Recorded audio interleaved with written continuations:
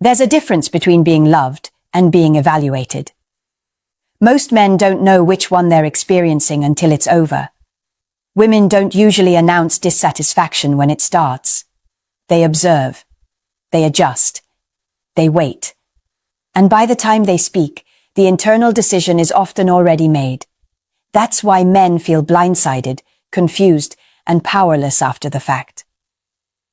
In this video, I'm going to lay out 6 uncomfortable facts about women and modern relationships that explain these moments with brutal clarity. Not theories, not trends. Behavioral patterns that repeat again and again. This information isn't meant to scare you. It's meant to sharpen you. Because the man who understands the evaluation process doesn't panic when things shift. He notices early. He responds correctly. Or he walks away before the damage is done. Watch carefully. Awareness always comes before control. Number 1. The internal scorecard never turns off. Most men believe attraction is something you earn once and then keep by default. That's the first illusion you need to drop. Attraction is not a certificate you receive for being decent. It's a living assessment, quietly updated every day. And yes, even when she says she loves you. This scorecard isn't a scheme.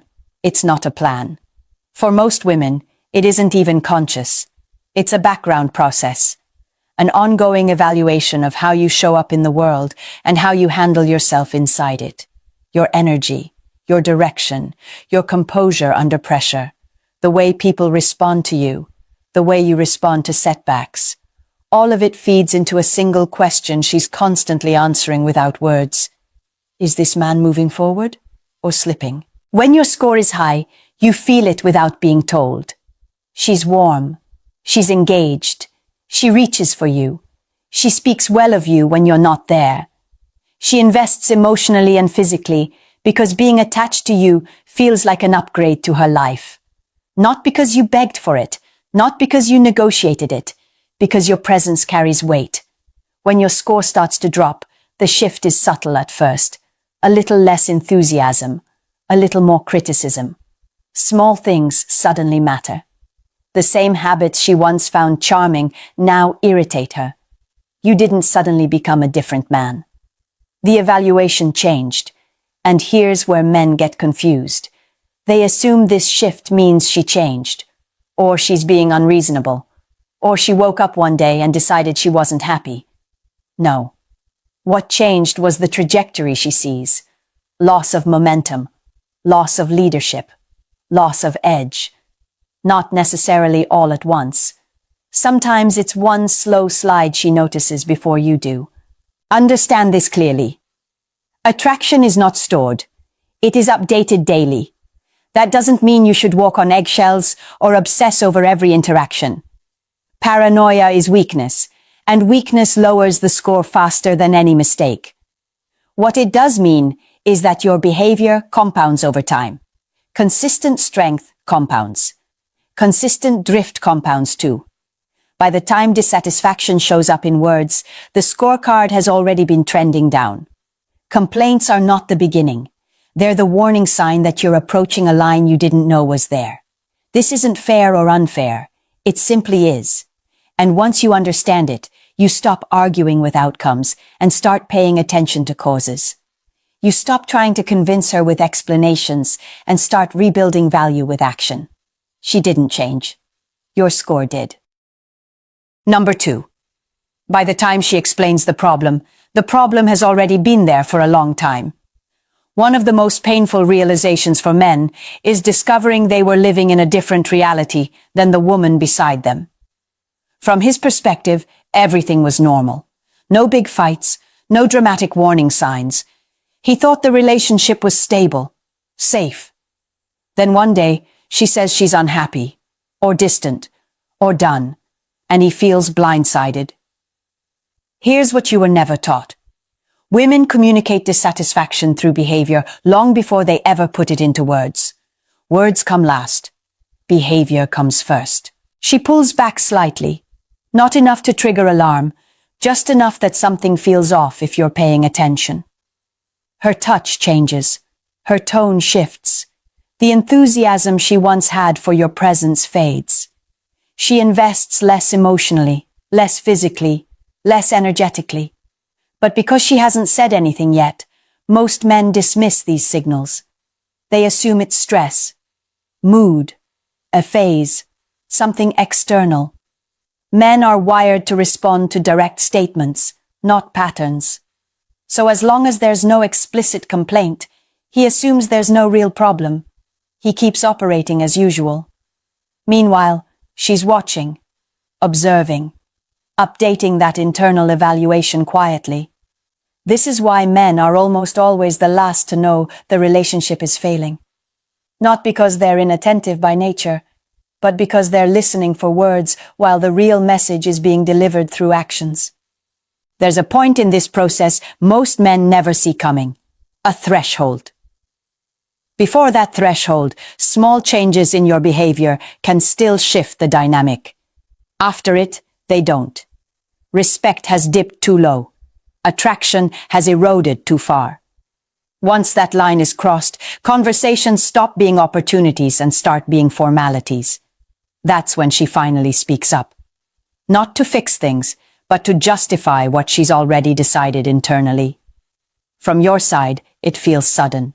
From hers, it feels overdue. This is the moment men make their biggest mistake. They try to negotiate attraction. They explain. They promise. They argue logic. They offer effort retroactively, believing words can compensate for months of drift. They can't. You cannot negotiate attraction once respect is gone. This isn't cruelty. It's psychology. Attraction responds to what you demonstrate consistently, not what you declare urgently. By the time the warning arrives in sentence form, the window for change is already closing, if it hasn't closed entirely. The lesson here isn't to become hyper-vigilant or fearful. It's to stop waiting for verbal confirmation before taking patterns seriously. Behavior is the briefing. Words are the paperwork filed afterward. Ignore that order, and you'll always be reacting instead of leading. Number 3. Some women don't leave until the exit is already lit. This is one of the hardest truths for men to accept, because it doesn't fit how men define loyalty. When most men commit, they close doors. When they're in, they're in. For them, loyalty is binary, faithful or not, on or off. But some women operate differently. Not all, not most. But enough that ignoring the pattern is dangerous.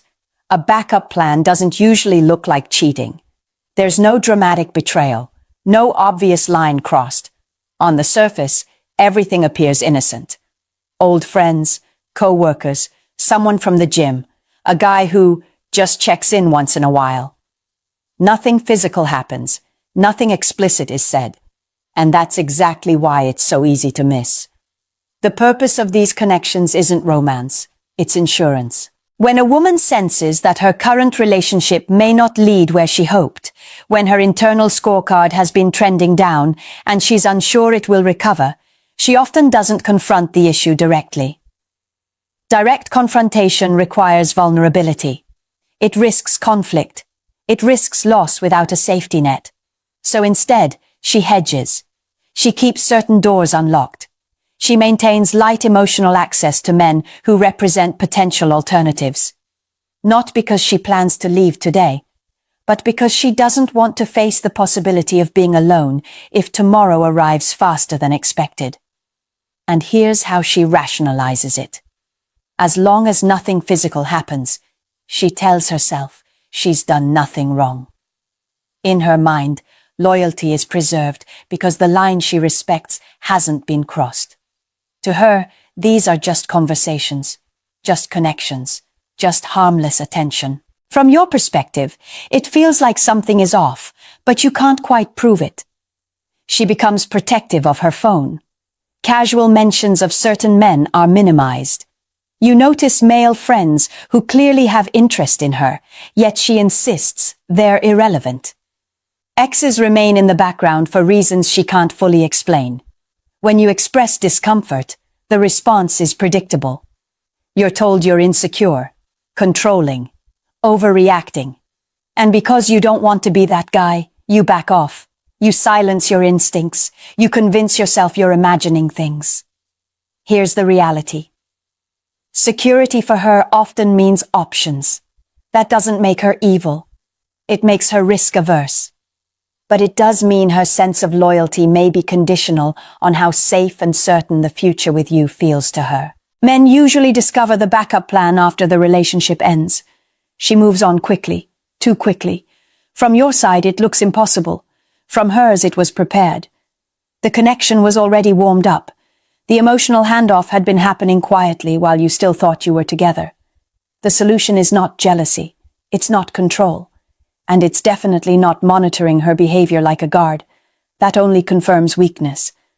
The real solution is becoming the man who makes redundancy unnecessary. When your value is consistently high, when your direction is clear, when you are visibly her best option, backup plans lose their purpose. Not because you demanded loyalty, but because you earned it. Number 4. Many modern relationships are evaluated like business deals, not bonds. A generation ago, relationships were framed as partnerships. Imperfect, yes, but understood. Each person brought something different, and both were expected to contribute, sacrifice, and grow together. The goal wasn't constant pleasure. It was stability, family, and shared purpose. That model has largely collapsed, and nothing clear replaced it. What many men encounter today is a transactional framework disguised as romance. In this framework, the relationship isn't evaluated by what two people build together, but by what one person receives. Lifestyle, comfort, experiences, status, access. The question quietly driving attraction becomes, what does this man provide for me right now? Social media didn't create this mindset, but it amplified it. Every scroll delivers a curated highlight reel of luxury, travel, and ease. Ordinary women absorb the message that this lifestyle is normal, expected, and deserved. And the unspoken conclusion follows. The right man should be able to supply it. This is where many men get trapped. He believes he's building something together. She's assessing whether the arrangement meets her standards. As long as the benefits flow, the relationship feels warm, supportive, loving. When those benefits slow or stop, the tone changes. You see it when admiration is tied directly to outcomes, when affection rises and falls with your income, when interest spikes around what you can offer and fades when you need support yourself, when she consumes emotionally, financially, or socially, but rarely invests in ways that would cost her something. That's not love deteriorating. That's a transaction becoming less profitable. The danger is that men often don't realize they're in a transaction until it ends. He thought they were partners. She thought they had a deal.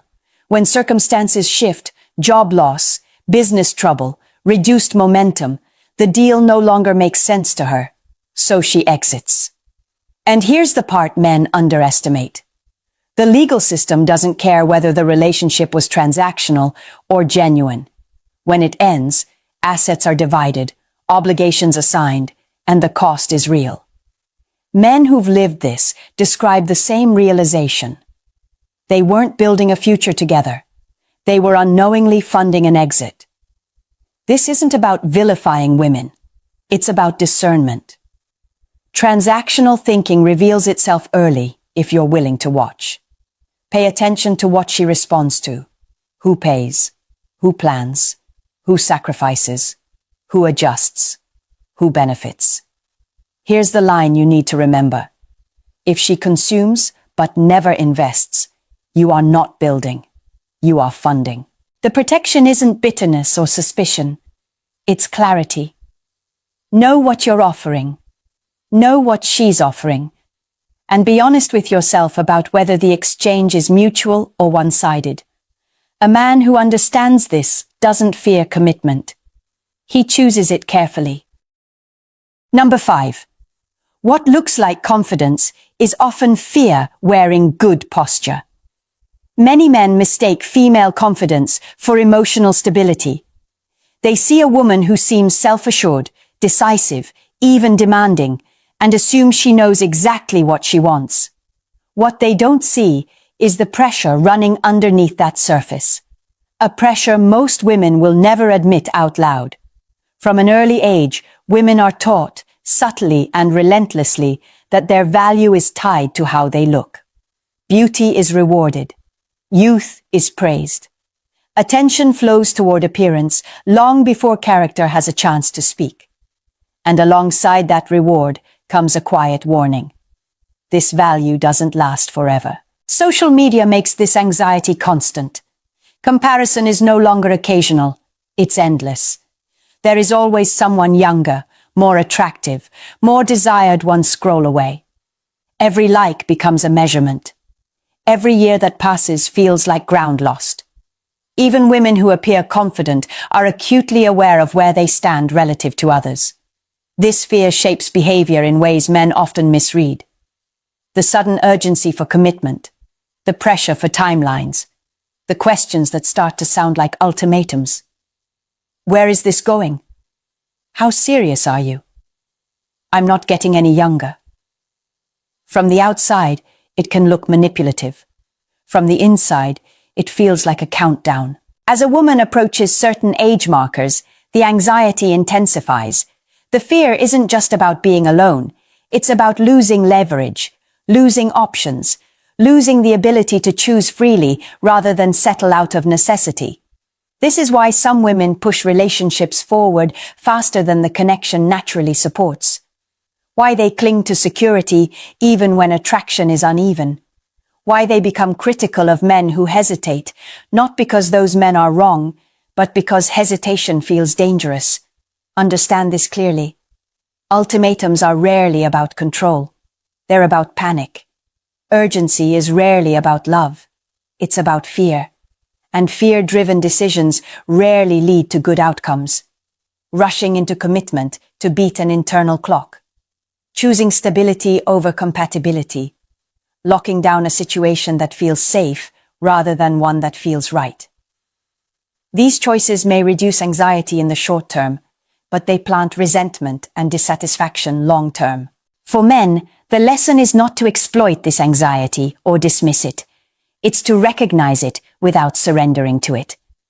A man who abandons his standards or his pace to soothe someone else's fear doesn't create security. He creates imbalance. The confident exterior may ask for certainty. The anxious core is asking for reassurance that time isn't running out. Only one of those deserves consideration. Number 6. Boredom kills attraction faster than betrayal, and you never truly leave her evaluation system. Most men believe that once a relationship is stable, it's safe. The bills are paid. There's no drama, no chaos. Everything runs smoothly. From a male perspective, this feels like success.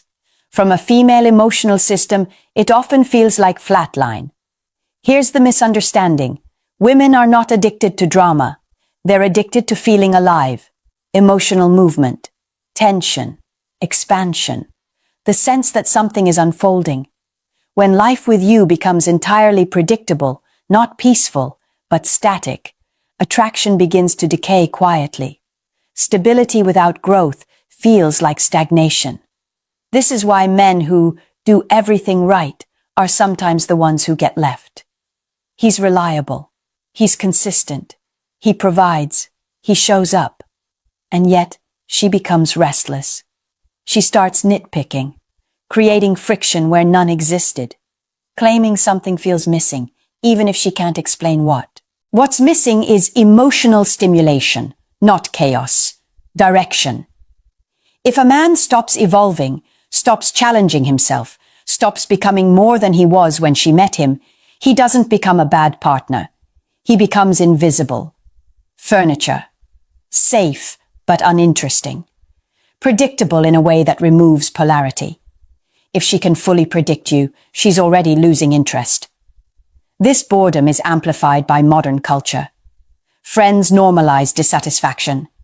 Social media reframes comfort as settling. The message is constant. If you're not excited, something must be wrong. And instead of questioning that belief, many women act on it.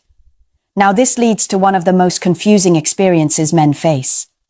The ex who reaches out. Months pass, sometimes years. You've moved on. Then out of nowhere, a casual message appears. Hey, how have you been? Saw something that reminded me of you. Men read this as nostalgia, regret, lingering feelings. Most of the time it's none of those. It's a value check. You never leave her internal scorecard. Even after the relationship ends, your trajectory still matters. She reaches out to see where you landed. Did your life decline without her? Are you struggling? Lonely? Stuck? If so, the message served its purpose. She feels validated in leaving. If your life improved, better shape, clearer direction, stronger presence, the reaction is different. Discomfort, curiosity, sometimes renewed interest. Not because she suddenly understands your worth, but because your increased value reactivates attraction. This is why the correct response is restraint, either silence or neutrality. No explanations, no updates, no emotional availability. Don't let her use your current state as a measuring stick for her past decisions. Sometimes the reach out happens for another reason. Her new situation collapsed. The alternative didn't work. Now she's checking whether the door she closed might still open. Men with self-respect understand this moment. You are not a fallback. You are not a safety net. You are either chosen deliberately or not at all. Growth is the antidote to boredom. Direction is the antidote to being forgotten.